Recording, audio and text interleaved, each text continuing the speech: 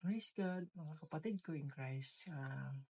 Nasa unang araw tayo ng 7 days ng devotional about sa kagalakan ng huling tawa. So, nasa unang araw tayo ng 7 araw na ating i-share para sa inyo. So, ito po yung unang araw. Sinasabi po dito, nakita ko ang kagalakan sa maraming libing. Sa totoo lang, sa karamihang libing, kahit na sa sakit at kalungkutan, karaniwang naririnig ang mga kaibigan at pamilyang nagpapahayag ng kagalakan. Kadalasan, kapag tatayo sila para magsalita sa libing, tawa-iyak, tawa sila sa kanilang mga tawa sila sa mga salita kapag nagkita-kita ang lahat para sa pagtitipon. Pagkatapos ng libing, may kapwang mga luha at tawanan habang inaalala ang mga tao ang masasayang pagkakataong nakasama nila ang namatay. Naranasan niyo ba yung mga ganyang sitwasyon? Ako maraming beses kasi alam niyo yung kung mawala man ang ating mahal sa buhay, kaibigan or sino man nakilala natin, talagang nandiyan yung pagkakataon na naaalala natin yung lahat ng kung ano ang meron sa taong yun. Kung mabait ba siya or ano ba siya.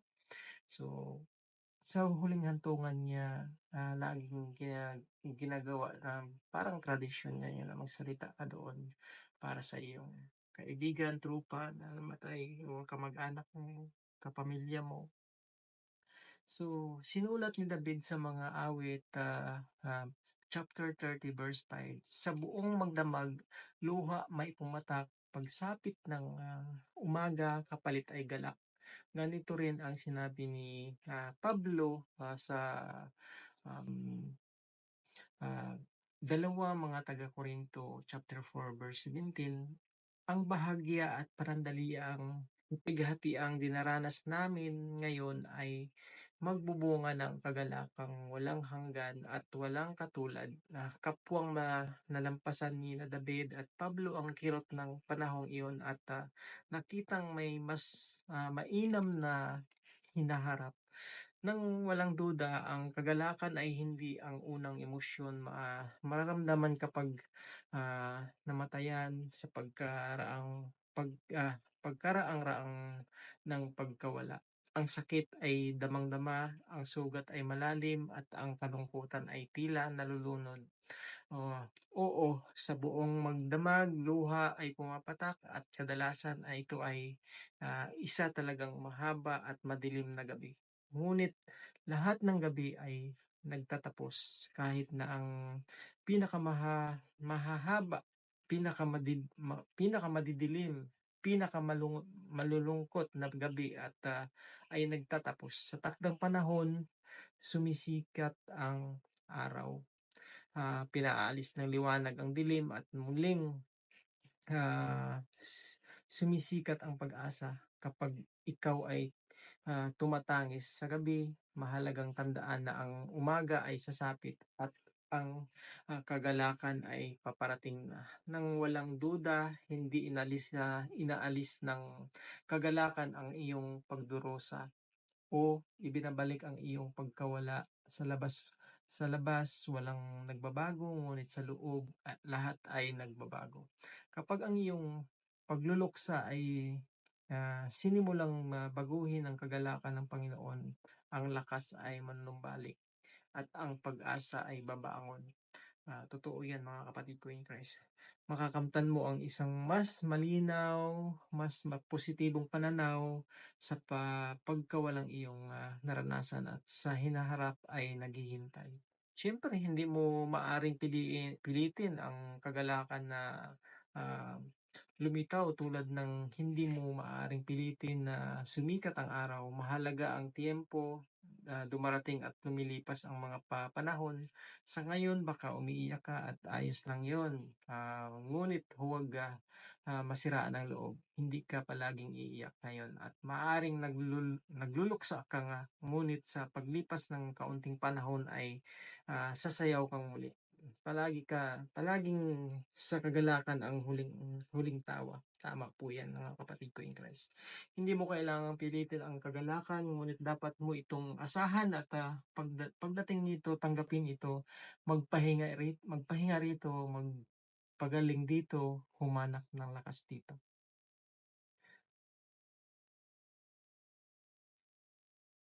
So, dahil ang kanyang galit ay hindi nagtatagal, ngunit ang kanyang kabutihan ay magpakailanman. Maaaring sa gabi ay may pagluha, pero pagsapit ng umaga ay may ligaya.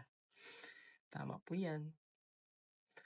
Sapagkat ang mga paghihirap na dinaranas namin sa mundong ito ay panandalian lamang at hindi naman gaanong mabigat. At dahil sa aming mga paghihirap, may inahandang gantimpala ang Diyos para sa amin na manatili magpakailanman at hinding-hindi mapapantayan. Asahan niyo yan mga kapatid in Christ. Basta huwag na huwag kang mawala ng pag-asa para sa Panginoon. Totoo po ang lahat ng ito. Mawalan ka man ng mahal sa buhay, kaibigan, mahal na tropa, asahan ninyo na talagang yun talaga ang will ni Lord para sa atin.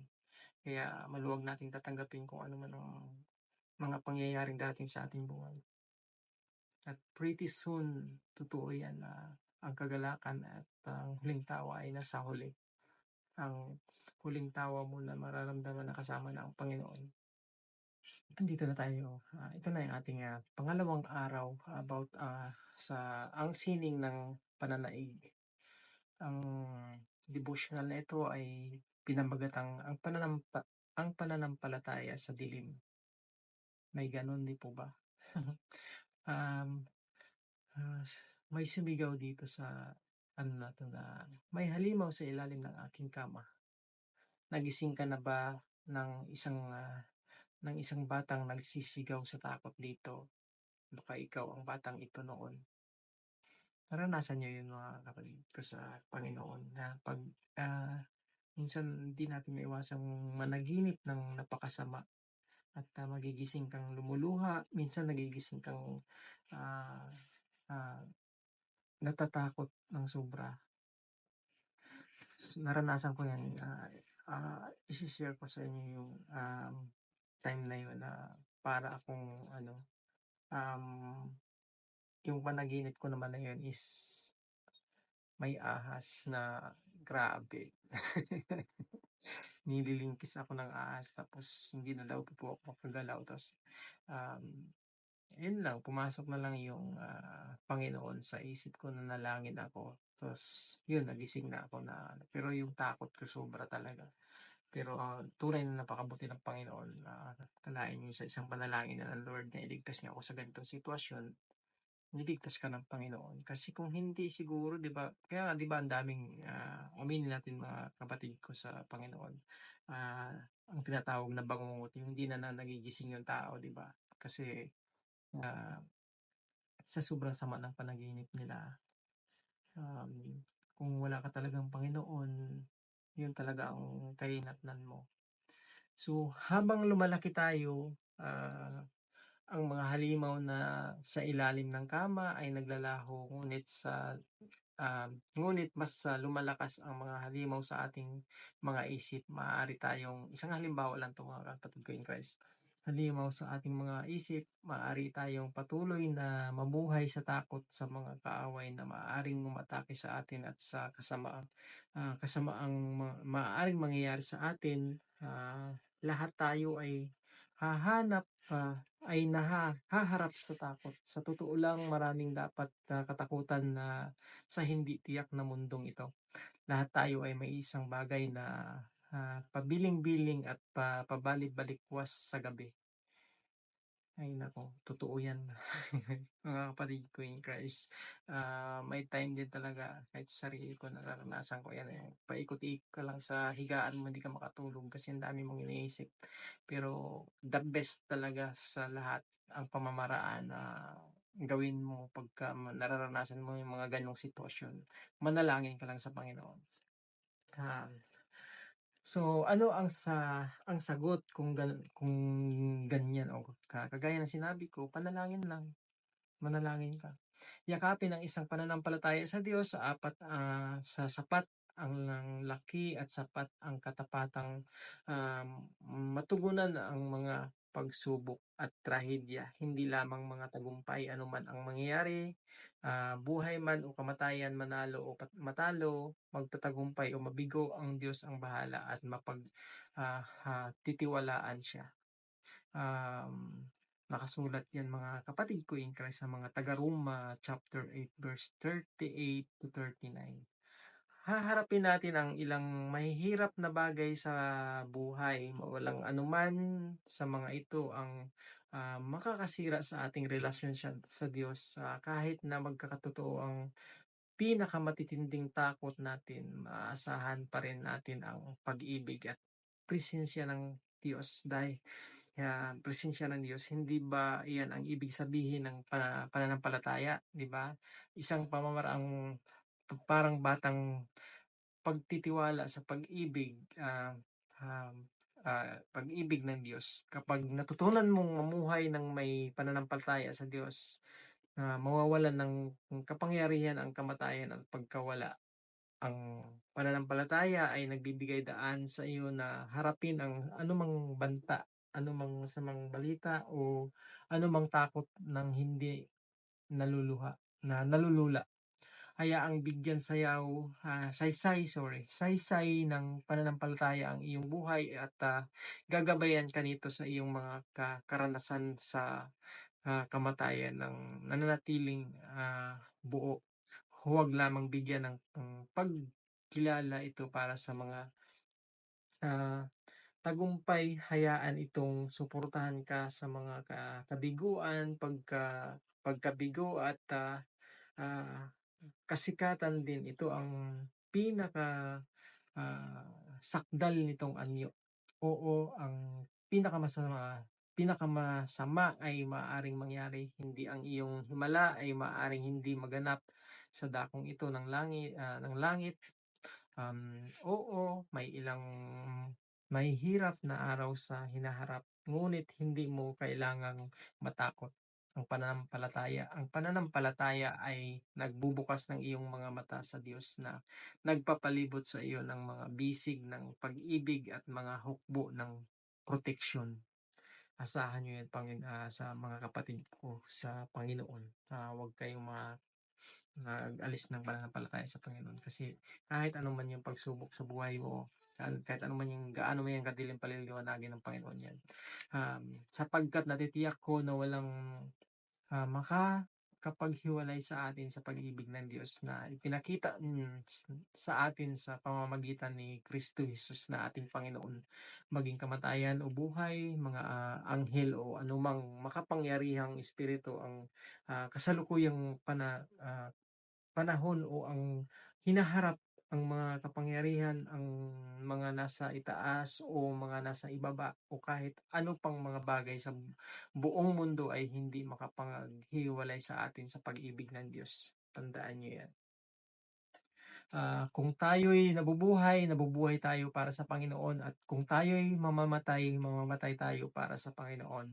Kaya mabuhay man tayo o mamamatay, tayo'y sa Panginoon. Ito na ang ating pangatlong araw ng sining ng pananaig. Ang pamagat po ay ang kalungkutan.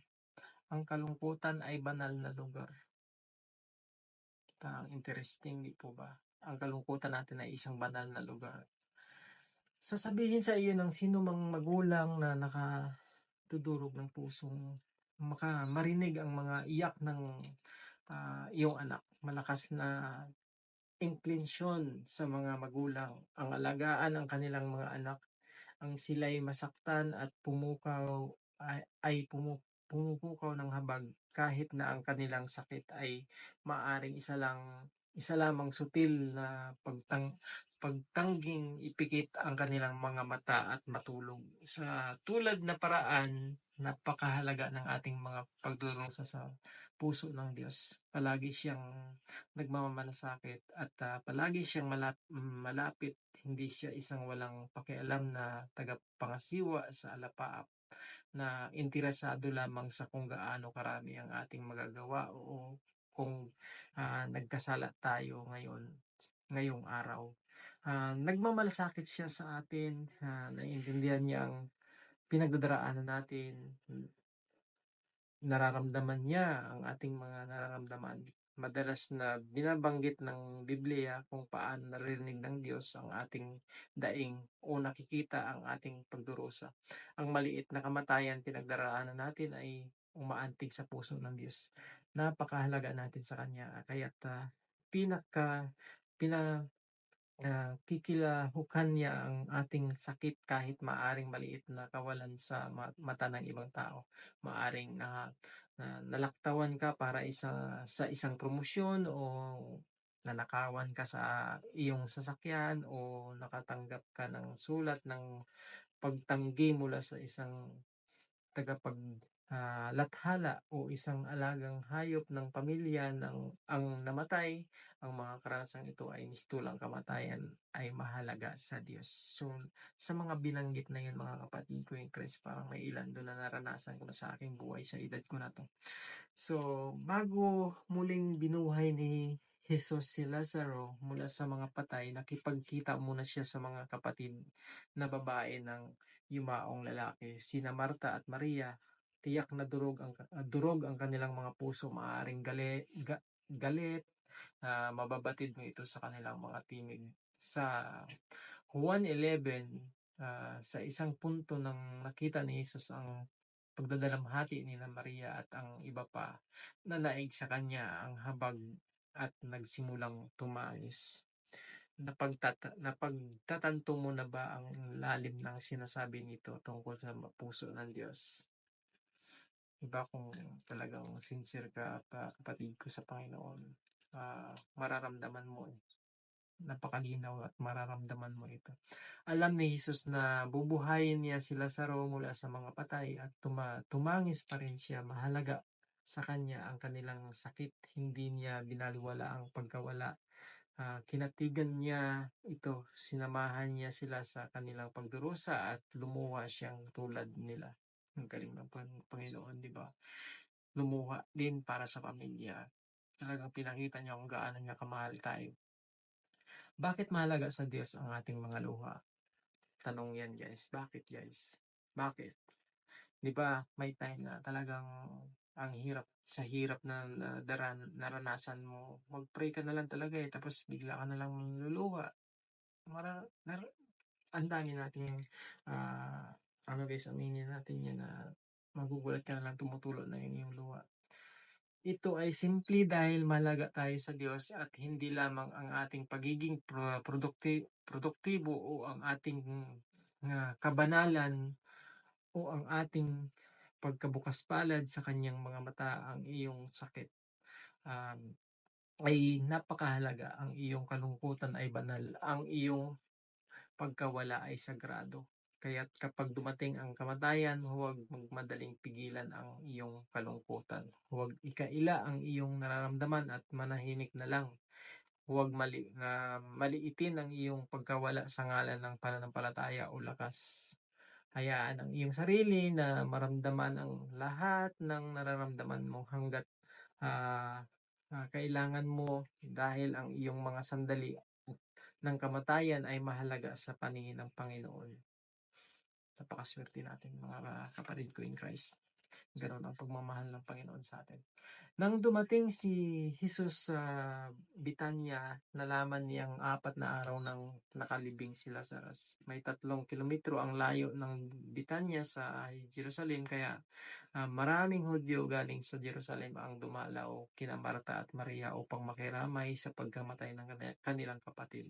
Nang marinig ni Marta na dumarating na si Jesus, sinalubong niya ito, pero si Maria ay naiwan sa bahay. Sinabi ni Marta kay Jesus, "Panginoon, kung nandito kayo, ay hindi sana namatay ang kapatid ko. Ngunit kahit na ngayon, alam kong ibibigay sa inyo ng Diyos ang anumang hilingin niyo sa Kanya." Sinabi ni Jesus sa kanya, "Muling mabubuhay ang kapatid mo." Sumagot si Marta, "Alam ko pong nabubuhay siyang muli sa huling araw kapag bubuhayin na ang mga namatay." Sinabi ni Jesus sa kanya, "Ako ang bubuhay sa mga namatay at ako rin ang magbibigay ng buhay. Ang sumasampalataya sa akin kahit mamatay ay muling mabubuhay. Ang sino mang nabubuhay at sumasampalataya sa akin ay hindi mamamatay kailanman. Naniniwala ka ba sa sinabi ko?" Yun ang sabi ng Panginoon ni Jesus kay Marta. Sumagot si Marta, "Opo, Panginoon, sumasampalataya ako na kayo ang Kristo, ang anak ng Diyos na hinihintay naming darating dito sa mundo." Pagkasabi niya rin nito, bumalik si Marta sa bahay. Sa bahay nila, tinawag niya ang kapatid niyang si Maria at binulungan, narito na ang guro at pinatawag kanya. Nang marinig ito ni Marta, dali-dali siyang tumayo at pinuntahan si Jesus. Hindi pa nakakarating si Jesus sa Betania, naroon pa lang siya sa lugar kung saan sinalubong siya ni Marta. Nang makita ng mga nakiramay na Hudyo na tumayo si Maria at dali-daling lumabas, sinundan nila siya akalang ko pumunta siya sa libingan upang doon manangis. Pagdating ni Maria sa kinaroroonan ni Jesus, lumuhod siya sa harap nito at sinabi, "Panginoon, kung narito lang kayo at hindi sana namatay ang kapatid ko." Nabagbag ang puso ni Jesus at naawa siya nang makita niyang umiiyak si Maria pati na ang mga kasama nitong mga Hudyo. Tinanong niya sila, "Saan ninyo siya inilibing?" Sumagot sila, "Panginoon, halikayo at tingnan ninyo." Umiiyak si Jesus.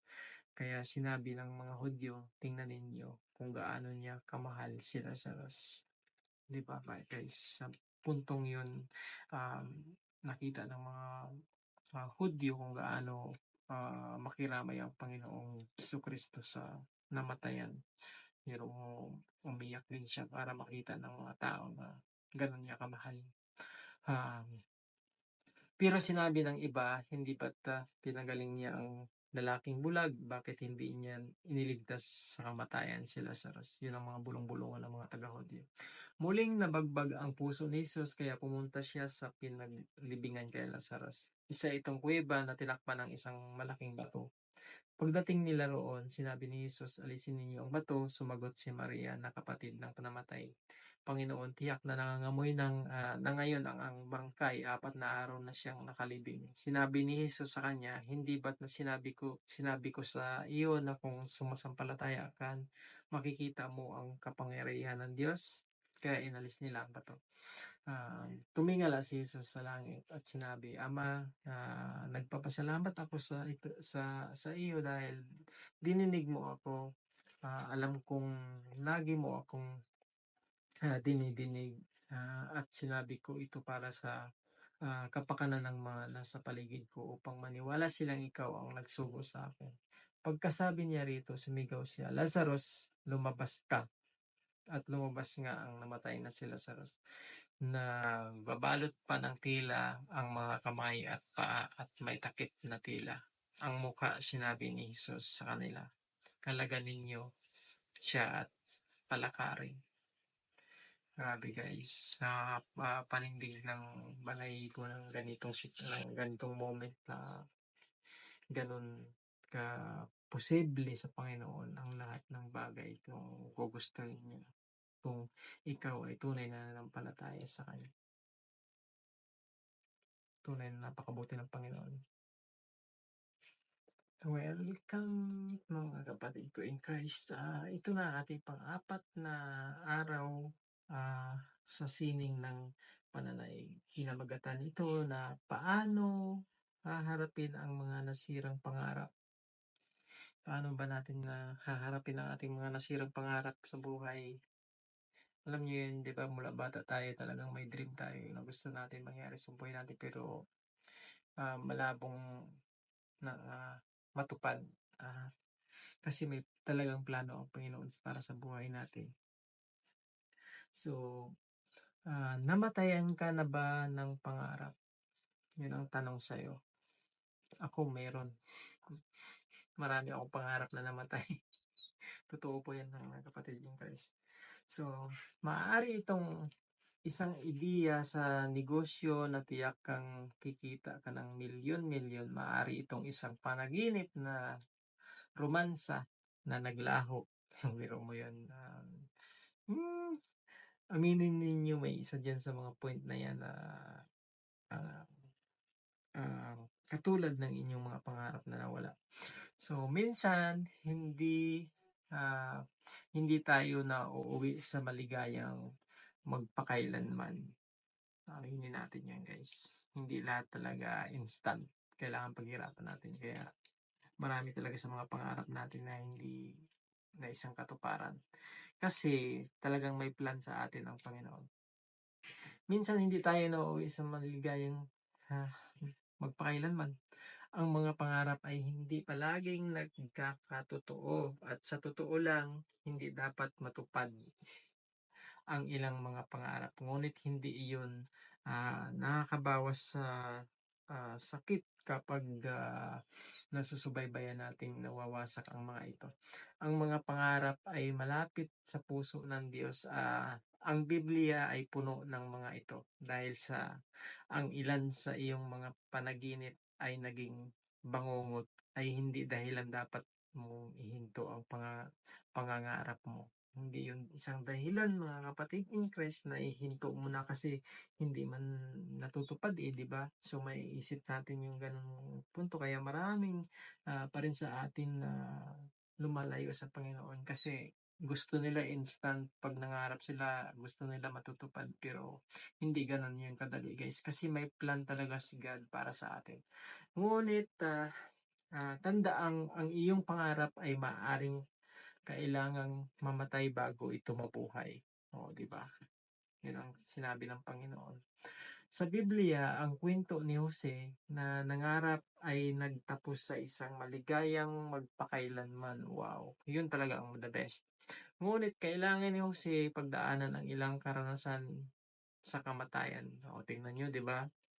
Nakasulat sa Biblia yan, mga kapatid, na hindi ganun kadali ang mangarap. Kailangan mo pagdaanan, paghirapan mo. Kung may pangarap ka na yumaman, paghirapan mo, di ba? Hirap na hirap ka sa buhay mo ngayon, magsumikap ka. Alam nyo, hindi dahil may tinapos ka, may mararating ka, hindi diskarte. Nasa diskarte ang kailangan, hindi sa pinag-aralan, guys. Tandaan nyo yan. Subok ko yan. Kasi hindi ako tapos, pero diskarte lang ang ginawa ko sa buhay. At kasama siya sa diskarte na ginagawa ko. Hindi ako umalis sa kanya. Kaya ginagabayan niya ako. At ganito man kahirap pa rin, pero at least may pang takip ka dun sa mga pangangailangan ng pamilya. Hindi ko na hinahangad ang mga kapatid ko sa Panginoon. Sobrang pero ang gusto ko lang is maayos na yung pamilya ko. Happy na po ako dun. So, sa Biblia, ang kwento ni Jose na yun nga, nangarap siya pero natagpuan niya yung pangarap niya na deserve niya yung pangarap niya pero napakatindi rin ang hirap na pinagdaanan niya bago niya nakamit yun. So naranasan niyang makarating doon. Pero kabilang ang kanulo, maalipin, ilang taong paghihirap sa trabaho at mga taon mabilanggo, sigurado akong di ba, naghirap siya sa trabaho, siyempre, yun nga sinasabi ko sa inyo na paghirapan mo, kung may pangarap ka, paghirapan mo yun. Hindi yan instant na ganun lang, in one click, andyan siya, pero hindi yung ganun kadali, guys. So, pagkakataong naisip niya na tapos na ang kanyang buhay at wala ng pag-asa. Nawala ng pag-asa din si Jose sa kanyang buhay dahil talagang ang pangarap niya ang hirap niyang makuha. Ngunit nang dumating ang tamang panahon, tinupad ng Diyos ang kanyang pangarap sa mga paraang lubhang nakahihigit kaysa sa inaasahan ni Jose. Ang mga pangarap ng Diyos ay palaging mas malaki kaysa sa mga pangarap ng tao. Paminsan, ang ating mga pangarap ay kailangang mamatay kahit pansamantala para tayo ay mamatay sa ating mga pangarap. Ibig sabihin nito, kailangan nating alisin ang ating mga ideya at ang ating pag-asa sa sarili mula sa pedestal at ilagay ang mga ito sa altar. Minsan, ang pagkamatay ng ating maliliit na pangarap ay nagbibigay ah, daan sa katuparan ng malalaking pangarap ng Diyos. Ang ating magandang pangarap ay dapat mamatay upang bigyang puwang ang pinakamagandang pangarap para sa isang pangarap na kasukat ng Diyos. Sa sandaling na ibabatay natin ang ating seguridad sa kumpiyansa natin sa Diyos, imbis na isang pansamantalang tagumpay o parangal, magagawa nating ituloy ang ating mga pangarap ng hindi nalilihis sa kung saan tayo marapat tumuon. Um, um, uh, kaya kung ikaw ay humaharap sa panghihina ng loob at sakit sa isang pangarap na hindi natupad, samantalahin ang sandaling ito upang mas malapit sa Diyos. Ibigay mo sa Kanya ang iyong mga mithiin, hayaan mong um, tanganan niya ang iyong pangarap ng sandali pa. Ligtas ka sa Kanyang mga bisig at ang iyong pangarap ay ligtas sa Kanyang mga kamay. Alam natin na nasa lahat ng bagay gumagawa ang Diyos para ikabubuti ng mga umiibig sa Kanya na Kanyang tinawag ayon sa Kanyang layunin. Totoong nagplano kayo ng masama sa akin, pero plinano na ng Diyos na magdulot iyon ng kabutihan sa inyong naligtas ng marami sa inyo sa taggutom. Ibig sabihin nung guys is gaano ka man kahirap sa ngayon, wag na wag kang makakalimot sa Panginoon. Tandaan nyo yan. Ibigay nyo kay Lord yung mga pangarap ninyo. Kasi hindi ganun kadali na in one click nandyan agad. Gusto ng Panginoon na manatili kang makasandal at ibigay man o hindi ang iyong pangarap, dapat hindi ka magbabago sa pananampalataya mo sa Panginoon. Ito na ating panglimang araw ng ang sining ng pananaig. Pinamagatan, nais ng Diyos na maibalik sa Kanya ang mikropono. Ang ganda yata nito pa. Ang ganda ng ibig sabihin. Naranasan mo na bang magdusa sa pakikinig ng isang talumpating pamburol na tumagal ng 10 ulit kaysa dapat? Naranasan niyo ba yung mga ganun, mga kapatid ko in Christ? Alam kong ako ay oo. Ano ba ang nasa mga mikroponong nagsasabing malimutan ng mga tao ng ganap ang oras. Hindi lang ang mahaba mong magkwentong tiyuhin ang may salang pang-hijack ng mga burol. Madalas nating gawin ang tulad pagdating sa ating mga karanasan sa kamatayan. Ipinagluluksa natin ang mga ito na inaalala, pinagdadalamhati, ngunit hindi binibigyang pansin ang panahon. Hindi na tayo matapos sa pagluluksa at tumatangging umabante. Hindi magtatagal kung gustuhin ng Diyos na maibalik sa Kanya ang mikropono. So, yun pala ibig sabihin nun. Ang libing ay kailangang magpatuloy, kaya banayad niya tayong kinakalabit upang ipaalam na pinipigilan natin ang proseso ng pagdadalamhati. Hinihikayat niya tayong bumitaw at umabante na ang libing ay kailangang mangyari. Ngunit hindi makapagpapatuloy kung um, lagi nating ah, pagpipilitang sariwain ang pagkawala. Sa mga awit 23, tanyag na sinulat ni David ang ah, dumaan man ako sa madilim na libis ng kamatayan, wala akong kinakatakutan pagkat ika'y aking kaagapay, kaagapay.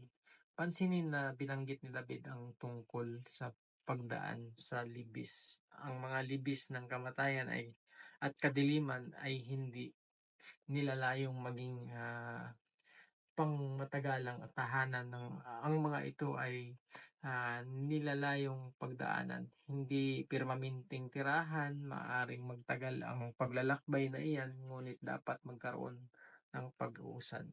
Hindi ko layuning sabihin sa iyo kung paano ko dapat magdadalamhati, ngunit sinasabi ko sa inyo, tandaan na ikaw ay nasa lupain pa rin ng mga buhay kaya kahit pinagdadalamhati mo ang patay, isang malawak at magandang mundo ang naghihintay at ikaw ay isang mahalagang bahagi ng mundo. Huwag tumayo diyang hahawak-hawak ang mikropono ng napakatagal lang. Huwag mapalampas ang lahat ng mayroon ang Diyos para sa iyo.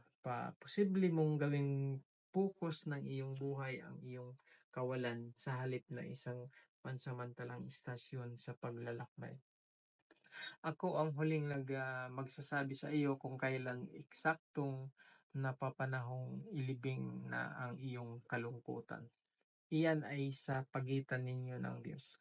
Kaya tanungin ang iyong sarili kung banayad ka bang kinakalabit ng Diyos na ibigay sa Kanya ang mikropono. Sinabi ba niya sa iyo na nagbabago na ang mga panahon, na oras ng wakasan ang talumpating pamburol at umabante na sa hinaharap?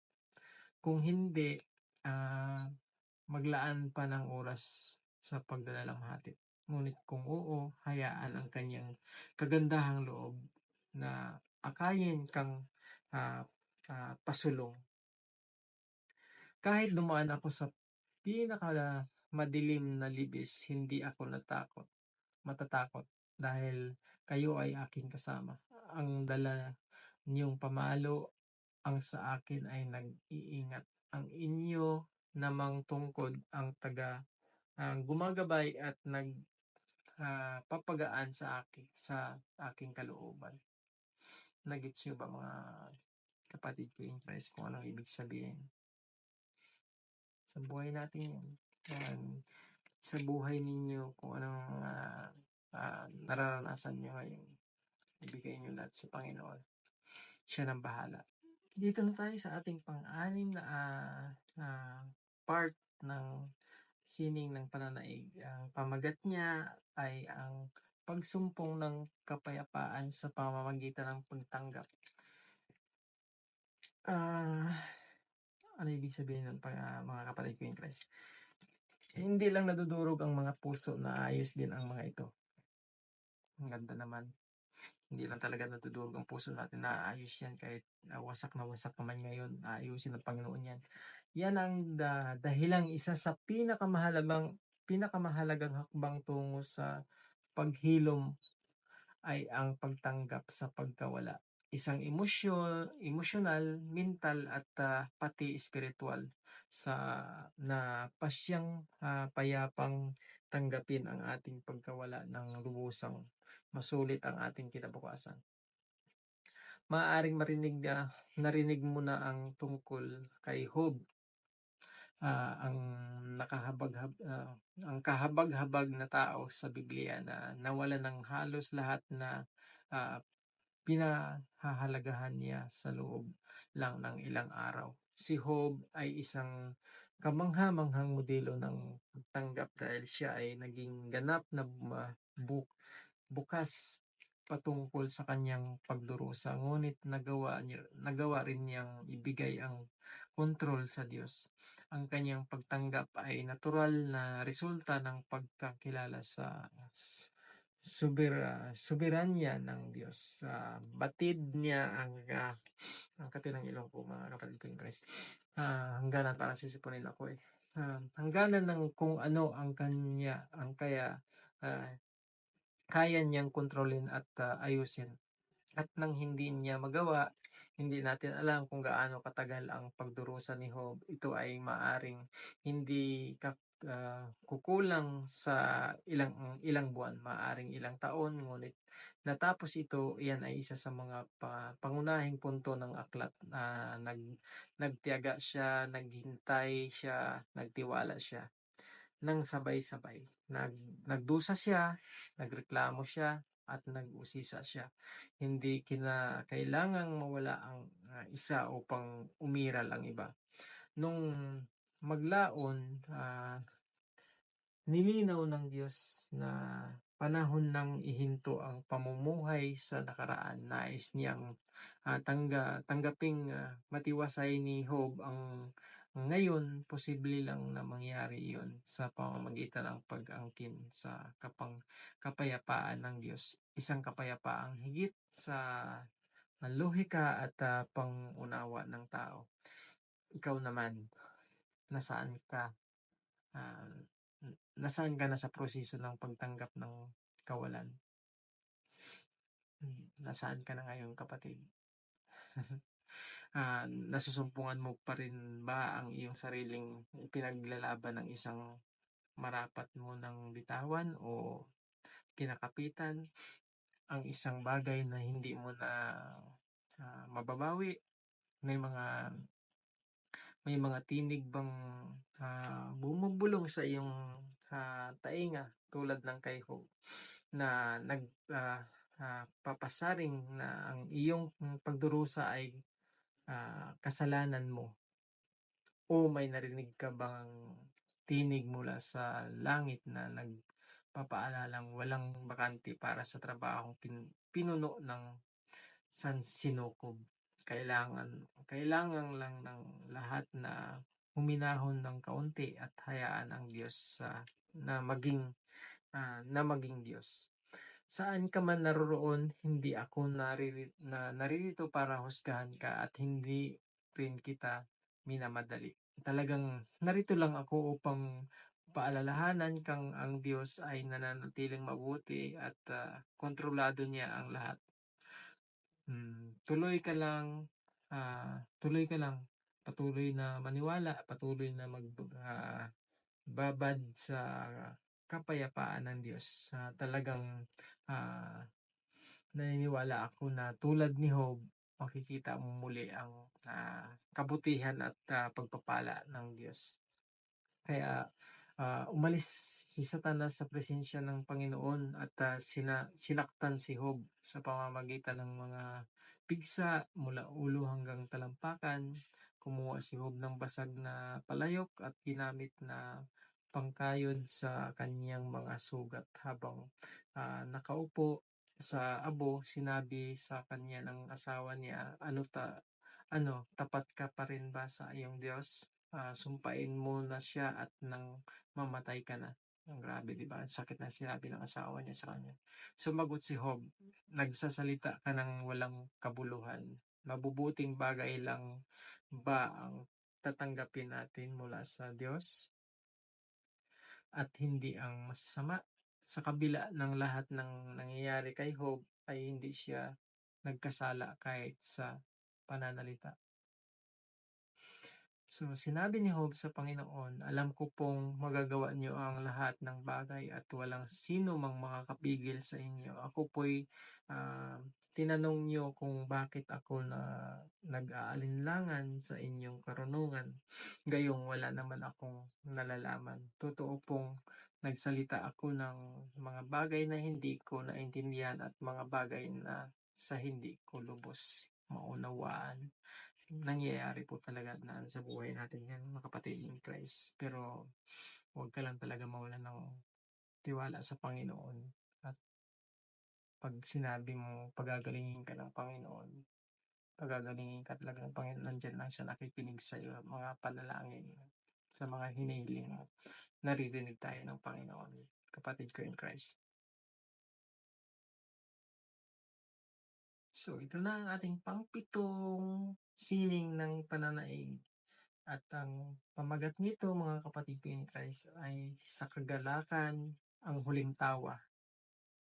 Tama 'di ba? Kasi ang kagalakan mo andun sa huli talaga na yung pagtupad ng Panginoon sa lahat ng iyong mga pangarap. So nakita ko ang kagalakan sa maraming libing. Sa totoo lang sa karamihang libing kahit na sa sakit at kalungkutan na karaniwang maririnig ang mga kaibigan at pamilyang nagpapahayag ng kagalakan.